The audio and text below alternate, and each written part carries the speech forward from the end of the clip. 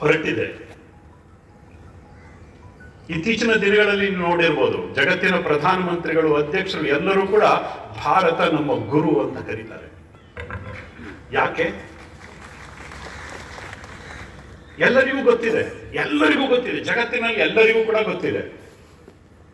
ಮೊನ್ನೆ ತಾನೇ European union ಅಧ್ಯಕ್ಷ ಬಂದವರು ಹೇಳಿದ್ರು, ನಮಗೆ ಏನಾದ್ರೂ ವಿಜ್ಞಾನ ಕಲಿಸಿದ್ರೆ ಅದು ಭಾರತ ಅಂತ.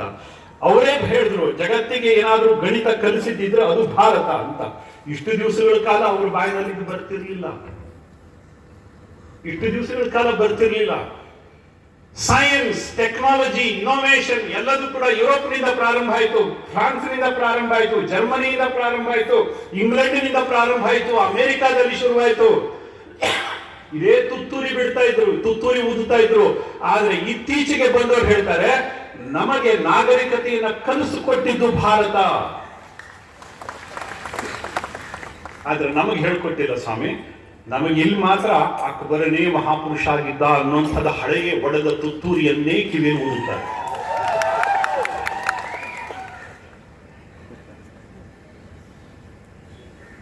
ನಮ್ಮ ದೇಶದ ಮಕ್ಕಳಿಗೆ ನಿಜವಾದಂತ ಇತಿಹಾಸವನ್ನು ನಾವು ಹೇಳ್ಕೊಟ್ಟೇ ಇಲ್ಲ.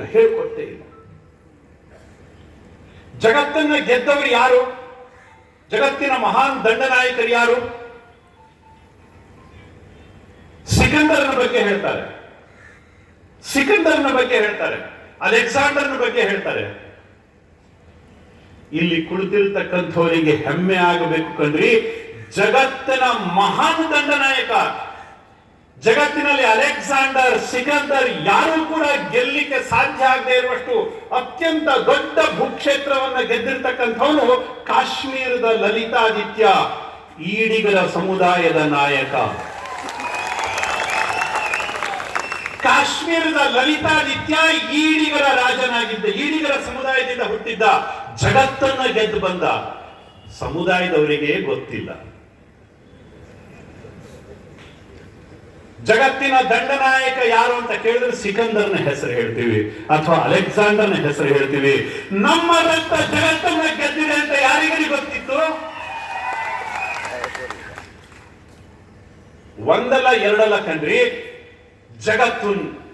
ಜಗತ್ತನ್ನ ಮೆಟ್ಟಿ ನಿಂತಿರ್ತಕ್ಕಂಥ ರಕ್ತ ಇಲ್ಲಿರ್ತಕ್ಕಂಥ ರಕ್ತ. ಜಗತ್ತನ್ನ ಬಗ್ಗು ಬಡಿದಿರ್ತಕ್ಕಂಥ ರಕ್ತ, ಜಗತ್ತಿನ ದುರಹಂಕಾರವನ್ನ, ಜಗತ್ತಿನ ಅನಾಗರಿಕತೆಯನ್ನ ಬಗ್ಗು ಬಡಿದಿರ್ತಕ್ಕಂಥ ರಕ್ತ ಇಲ್ಲಿರ್ತಕ್ಕಂಥ ರಕ್ತ. ಆದ್ರೆ ದುರಂತ ಸ್ವಾತಂತ್ರ್ಯದ ನಂತರದಲ್ಲಿ ನಮಗೆ ಹೇಳ್ಕೊಟ್ಟಿದ್ದೇನು? ನಮ್ಮ ದೇಶಕ್ಕೆ ಯಾರು ಸ್ವಾತಂತ್ರ್ಯ ಕೊಡಿಸಿದ್ರು? ಸುಭಾಷ್ ಚಂದ್ರ ಬೋಸ್ ನೆನಪಾಗುದಿಲ್ಲ, ಸ್ವಾತಂತ್ರ್ಯ ವೀರ್ ಸಾವರ್ಕರ್ ನೆನಪಾಗುದಿಲ್ಲ ನಮ್ಗೆ. ಅವ್ರನ್ನೆಲ್ಲರನ್ನು ಬದಿಗಿಟ್ರು.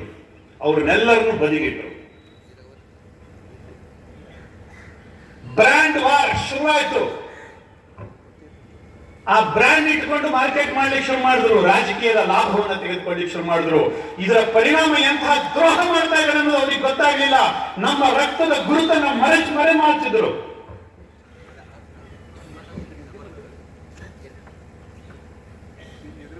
ಭಾರತ ಅಂತಂದ್ರೆ ಏನು?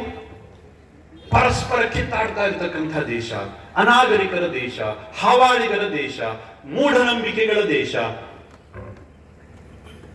ಇದನ್ನೇ ನಮಗೆ ಕಲಿಸಿದ್ರು. ಇವತ್ತು ಕೂಡ ಸತಿ ಸಾಗಮನ ಆಗ್ತಾ ಇರತಕ್ಕಂಥ ದೇಶ, ಜೀವಂತವಾಗಿ ಸುಡ್ತಾ ಇದ್ರು. ಇಂಥದನ್ನೇ ಹೇಳ್ಕೊಟ್ಟಿದ್ದಾರೆ. ಬಿಟ್ರೆ ನಮ್ಮ ಪರಮೋನ್ನತ ಸಂಸ್ಕೃತಿಯ ಬಗ್ಗೆ, ನಮ್ಮ ಆಚರಣೆಯ ಬಗ್ಗೆ, ನಮ್ಮ ವಿಜ್ಞಾನದ ಬಗ್ಗೆ ಜಗತ್ತು ಇವತ್ತು ಗಣಿತವನ್ನ ಏನು ನೋಡ್ತಾ ಇದೆ, ಇದರ ಒಂದೊಂದು ಅಂಕಿ ಅಂಶಗಳು ಕೂಡ ಪ್ರಾರಂಭ ಆದದ್ದು ಇದೇ ನೆಲದಿಂದನೇ.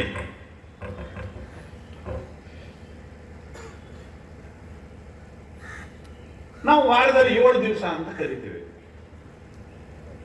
ಜಗತ್ತಿನಲ್ಲಿ ಎಲ್ಲಾ ಕಡೆ 7 ದಿವಸ ಯಾಕೆ? ಬುದ್ಧಿವಂತರಾದ್ರೆ 8 ದಿವಸ ಮಾಡಬೇಕಿತ್ತಲ್ಲ, ಅವರು 9 ದಿವಸ ಮಾಡಬೇಕಿತ್ತಲ್ಲ, ಮಾಡ್ಲಿಕ್ಕೆ ಆಗಲಿಲ್ಲ. ಇದನ್ನು ಅವ್ರು ಹೇಳ್ಕೊಟ್ಟಿದ್ದ ನಮಗೆ. ಜಗತ್ತಿನಲ್ಲಿ ವಾರದಲ್ಲಿ 7 ದಿವಸ ಅಂತ ಹೇಳ್ಕೊಟ್ಟಿದ್ದು ಜಗತ್ತಿನಲ್ಲಿ ಇಂಗ್ಲೆಂಡ್ನವ್ರು ಬಂದು ಹೇಳ್ಕೊಟ್ರ ನಮಗೆ. ಜಗತ್ತು ದುಂಡಗಿದೆ, ಗೋಲಾಕಾರದಲ್ಲಿದೆ ಅಂತ ಗೆಲಿಲಿಯೋ ಹೇಳಿದ್ದಕ್ಕೆ ಅವನಿಗೆ ವಿಷ ಕುಡಿಸಿ ಸಾಯಿಸಿರೋ ಸಮುದಾಯ ಇವತ್ತು ವಿಜ್ಞಾನದ ಬಗ್ಗೆ ಹೆಮ್ಮೆಯನ್ನು ಪಟ್ಕೊಳ್ಳುತ್ತೆ. ಆದರೆ ನಾವು ಕೀಳರಿ ಮೇಲೆ ಇರ್ತೀವಿ. ವಿಜ್ಞಾನ ತಂತ್ರಜ್ಞಾನ ಎಲ್ಲ ಬೆಳೆದಿರೋದು ಯುರೋಪ್ದಲ್ಲಿ ಅಂತ. ಸ್ವಾಮಿ ಗೆಲಿಲಿಯೋ ಹುಟ್ಟೋಕ್ಕಿಂತ ಸಾವಿರ ವರ್ಷಗಳ ಹಿಂದೆ ನವಗ್ರಹಗಳ ಪೂಜೆ ಮಾಡ್ತಾ ಇರುವಂತವ್ರು ಯಾರು ಕಂಡ್ರಿ? ಇದೇ ಸಮುದಾಯದ ಜನ ತಾನೆ. ನಾವು ಅವತ್ತು ದಡ್ಡಿದ್ವಿ, 9 ಗ್ರಹಗಳಿದ್ವು, ಇವತ್ತು ಬುದ್ಧಿವಂತರಾಗಿದ್ವಿ, ಅದಕ್ಕೋಸ್ಕರ 10 ಆಗಿದೆ, 11 ಆಗಿದೆ. ಸಾಧ್ಯ ಆಗಲಿಲ್ಲ ಅಲ್ವಾ?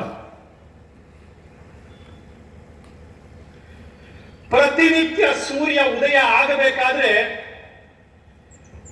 ಯಾವ ಗ್ರಹದ ಮುಖಾಂತರ ಆಗ್ತಾನೋ ಅದು ಕೇವಲ 7 ಗ್ರಹಗಳ ಮುಖಾಂತರ ಮಾತ್ರ ಸೂರ್ಯನ ಪ್ರವೇಶ ಈ ಭೂಮಿಗೆ ಆಗತ್ತೆ.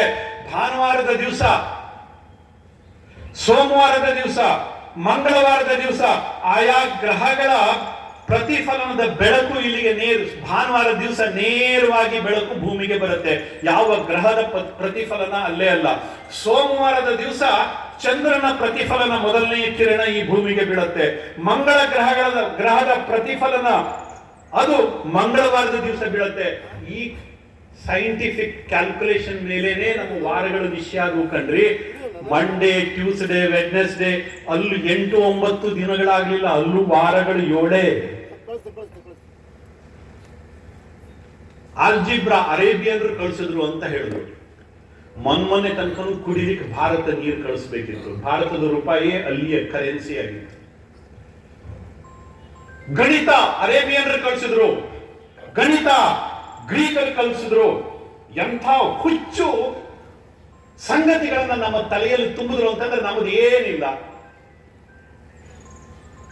ನಾವು ಬಡಪಾಯಿಗಳು, ನಾವು ದಡ್ಡರು, ನಾವು ಮೂಢನಂಬಿಕೆಗಳ ದೇಶ ಆಗಿತ್ತು, ನಾವು ಹಿಂದುಳಿದವರಾಗಿದ್ವಿ. ಇವತ್ತು ಕೂಡ ಎಷ್ಟೋ ಜನರಿಗೆ ಅದೇ ಸ್ವಭಾವನೆ ಇದೆ. ಹಿಂದುಳಿದವರು ಅಂತ ಹೇಳ್ಕೊಳ್ಳಿಕ್ಕೇನೆ ಭಾರಿ ಒಂದು ರೀತಿಯ ಹೆಮ್ಮೆ. ನಾವು ಜಗತ್ತಿನ ಮೆಟ್ಟಿ ನಿಂತಿರ್ತಕ್ಕಂತಹ ಸಮುದಾಯ ಅಂತ ಆ ಒಂದು ಆತ್ಮವಿಶ್ವಾಸದ ಧ್ವನಿ ಇವತ್ತು ಕೂಡ ನಮಗೆ ಬರ್ತಾ ಇಲ್ಲ. ಕಾರಣ ಕಳೆದ 100 ವರ್ಷಗಳ ಗುಲಾಮಿ ಶಿಕ್ಷಣದ ಪರಿಣಾಮ.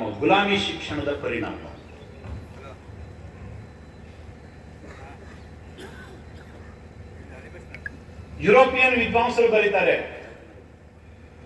ಹೋಗ್ಲಿ ಬಾಕಿ ವಿದ್ವಾಂಸರು ಬಿಡ್ಲಿ, ಆಲ್ಬರ್ಟ್ ಐನ್ಸ್ಟೀನ್ ಹೇಳ್ತಾನೆ E=mc². ಅದನ್ನ ಕೊಟ್ಟಿರ್ತಕ್ಕಂಥ ಆಲ್ಬರ್ಟ್ ಐನ್ಸ್ಟೀನ್ ಹೇಳ್ತಾನೆ, ನಾನೇನಾದ್ರೂ ಗಣಿತದ ಸಂಶೋಧನೆ ಮಾಡಿದ್ದಿದ್ರೆ, ವೈಜ್ಞಾನಿಕ ಸಂಶೋಧನೆ ಮಾಡಿದ್ದಿದ್ರೆ ಅದಕ್ಕೆ ಭಾರತ ಕಾರಣ ಅಂತ ಹೇಳ್ತಾನೆ.